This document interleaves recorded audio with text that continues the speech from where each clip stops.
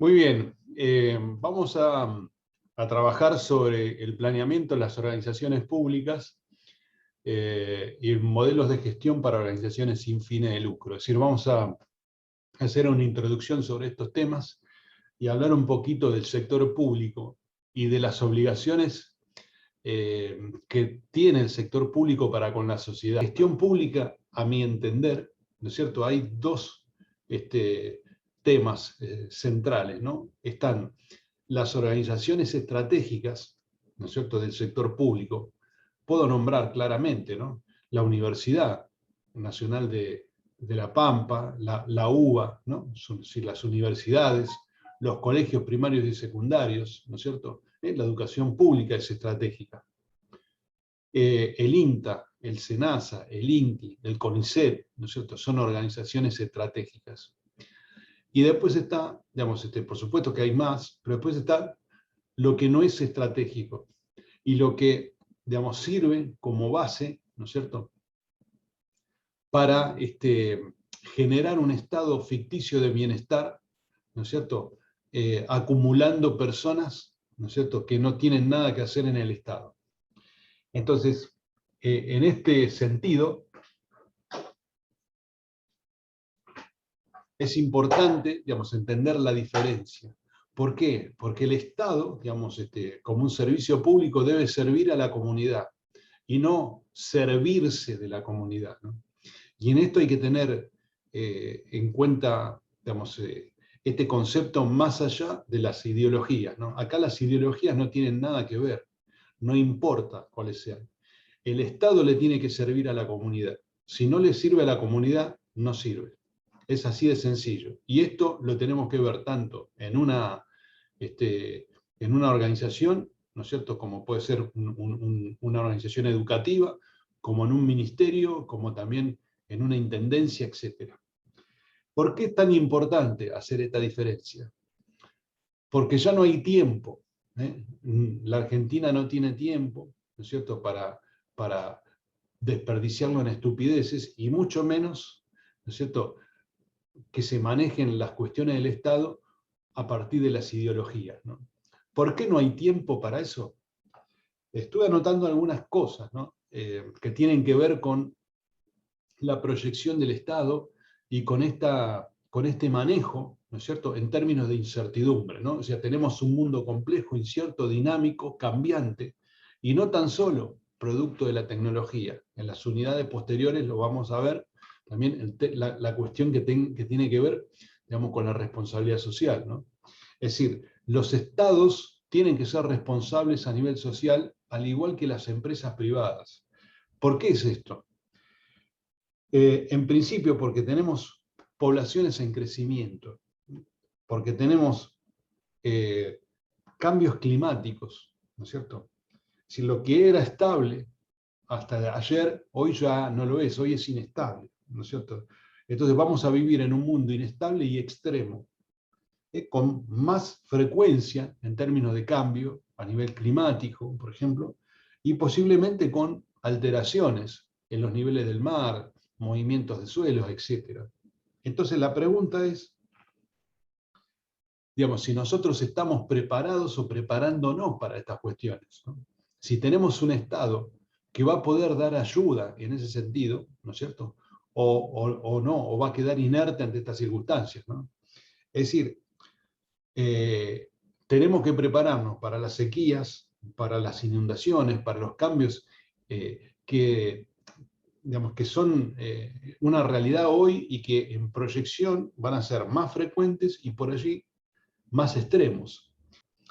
Entonces, en este sentido, ¿no es cierto?, también tiene que migrar el Estado, los estados nacionales, provinciales, municipales, a trabajar profesionalmente. Y eso es un campo que está abierto, ¿no? Es un campo tan importante o más, ¿no es cierto?, que el aspecto privado, porque hay que profesionalizar toda la actividad pública, porque no nos podemos quedar con ese estado político, ¿no?, que es lamentable, es despreciable y no sirve absolutamente para nada. Es decir, la política inunda todo, ¿no es cierto? Y también existe en las organizaciones privadas, ¿no es cierto?, y con fines de lucro. En las empresas muy grandes hay mucho juego político, ¿no es cierto?, en los estratos superiores.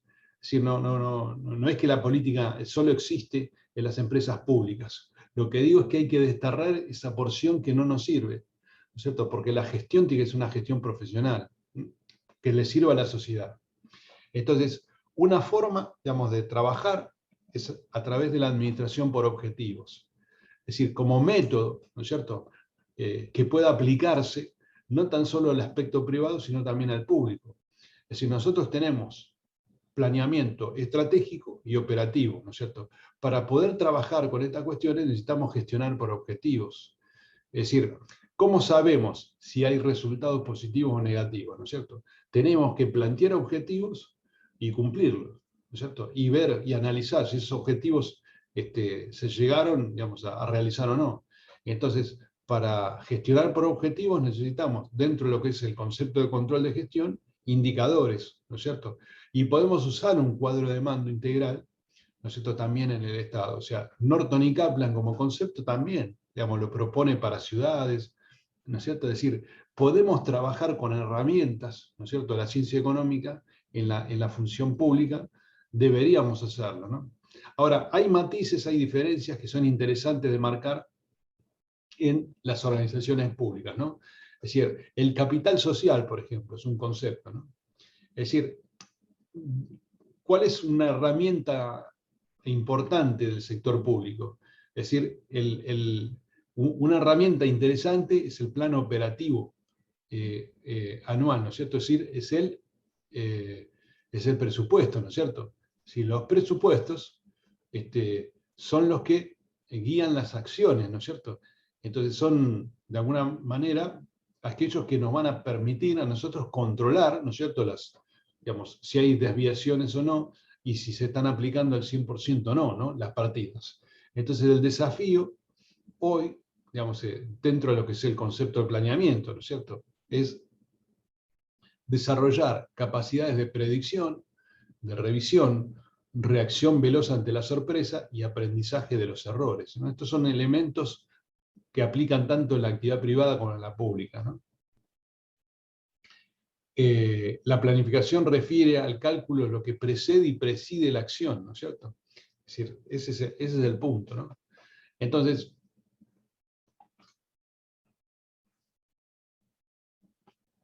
cuando hablamos de la administración por objetivos, ¿a qué nos referimos? Es decir, estamos diciendo que esta idea, ¿no es cierto?, para aplicar este concepto, debemos establecer resultados, ¿no es cierto?, debemos hacer revisiones, ¿no es cierto?, pero fundamentalmente, digamos, este concepto trabaja con el compromiso, ¿no es cierto?, con la mejora de las funciones, con la evaluación del desempeño y, por supuesto, con la motivación. Hay que generar, digamos, sistemas de evaluación, ¿no es cierto?, y hacer revisiones críticas, ¿no? Esto es central.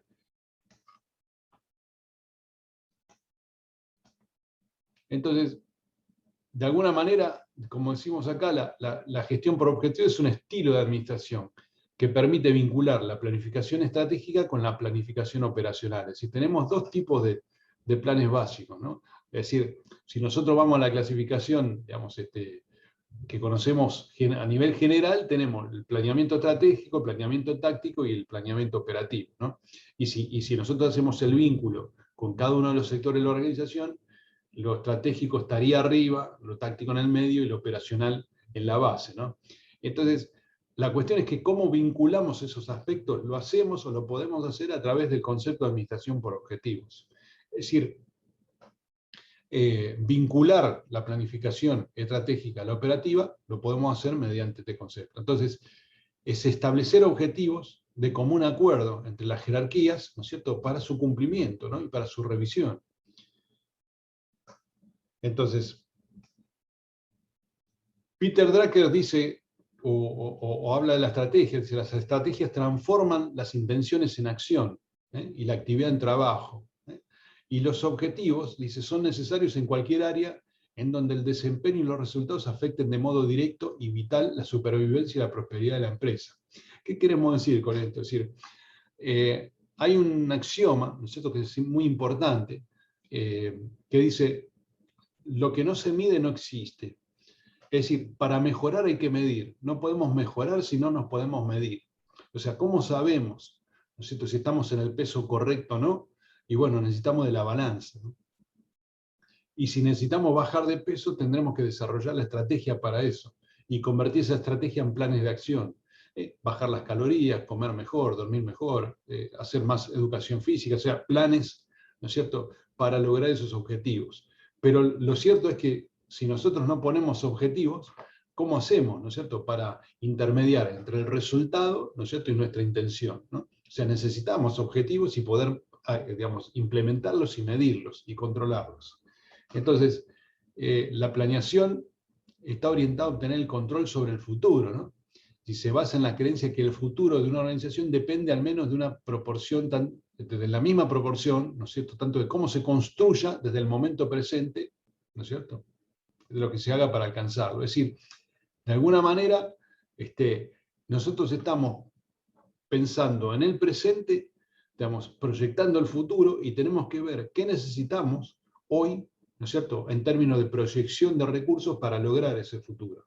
Y esto aplica tanto, ¿no es cierto?, el concepto de ACOF aplica tanto a las organizaciones privadas como a las públicas. ¿Por qué?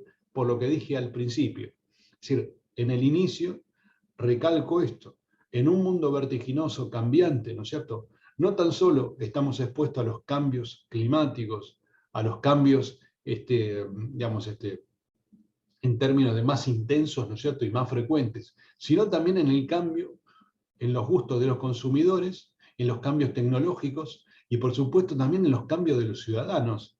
Es decir, si nosotros evolucionamos en la educación y evolucionamos a nivel cultural, ¿no es cierto?, si la idea es esa, vamos a ser o vamos a convertirnos en ciudadanos más exigentes. Por lo tanto, las organizaciones públicas van a estar a ese nivel de exigencia. Es decir, las organizaciones públicas tienen que responder a un nivel van a tener que responder a un nivel de exigencia superior, ¿no es cierto? Entonces, es importante que se entienda este concepto. Bien, vamos a ver entonces cómo funciona esto, ¿no? Cuando hablamos de planeamiento, siempre estamos hablando de las etapas. En los estudios de planeación tenemos lo estratégico, ¿no es cierto?, misión, visión, objetivos de largo plazo, políticas, estrategias.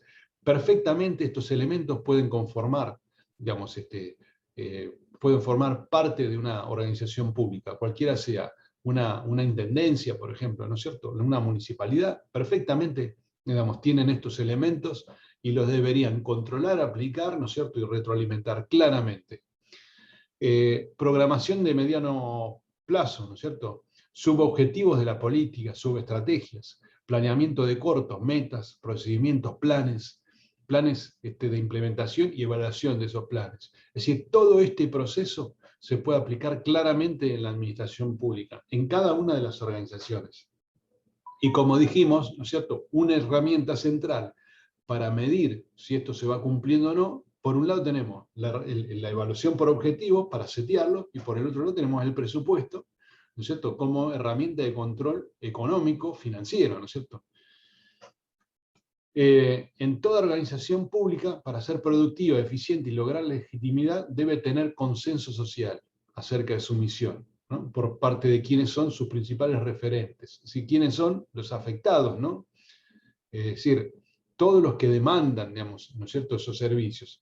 A todos ellos los une el común denominador que pueden establecer un reclamo a esa organización.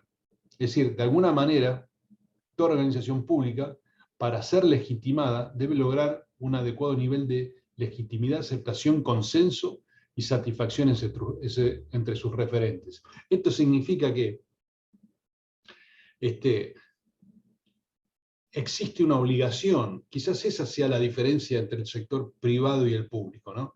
Es decir, digamos, hoy, si ustedes reflexionan conmigo y analizan el tema de la responsabilidad social corporativa, ¿no es cierto?, la ética empresarial, todos estos conceptos acercan mucho a la organización privada a la pública. Es decir, hoy necesitamos consenso en los dos tipos de sistemas. Por supuesto que en la pública es una obligación. Es una obligación que toda organización pública sea legitimada a partir de los usuarios, ¿cierto?, de los ciudadanos. Si nosotros tenemos que validar que sirva para algo. Por eso tenemos tantos inconvenientes con el tema de la justicia, por ejemplo, ¿no?, con el tema de la salud, con el tema de la seguridad, que no es un tema de hoy, ¿no?, sino que viene de décadas, ¿no es cierto? Por eso tenemos tantos problemas, por eso cuando se dice en general la justicia no funciona, la salud no funciona, la educación no funciona, es decir, no hay legitimidad. Entonces esos organismos públicos no son legítimos, no tienen, o sea, no es que no son legítimos, me corrijo, son legítimos, no tienen legitimidad, que es otra cosa, ¿no? Es decir, la legitimidad viene a partir del nivel de consenso de la sociedad, ¿no es cierto? Es decir, si no funcionan, ¿no es cierto?, están ahí, ¿no es cierto? Sí, obviamente cumplen supuestamente una función puntual, ¿no es cierto?, son creados para un objetivo, pero no lo están logrando. Entonces no hay legitimidad en ese sentido. Entonces, es necesario lograr un adecuado nivel de legitimidad. ¿Qué significa eso? Aceptación, consenso, satisfacción en los referentes, ¿no es cierto? Así como la organización privada dice, con fines de lucro debe buscarla en el mercado. O sea, la organización privada, fíjense acá, ¿no?, que le falta un poquito esta definición, debe lograr consenso en el mercado, pero también debe lograr consenso en todos los ciudadanos. Es decir, una organización puede estar privada, ¿no?, puede estar orientada a un segmento específico de clientes y de consumidores. Ahora, eso no quita que el resto de los consumidores que no compran esa marca, ¿no es cierto?, no estén atentos a si esa empresa genera polución, ¿no es cierto?, genera contaminación determinada, derrames, etc. Es decir, es imprescindible, ¿no es cierto?, que esa organización cumpla con los preceptos de ética y de responsabilidad social. O sea, hoy el nivel de exigencia está muy parejo, ¿no es cierto? Y está muy atrás la organización pública respecto a la privada, en términos de eficiencia, efectividad, productividad, ¿no?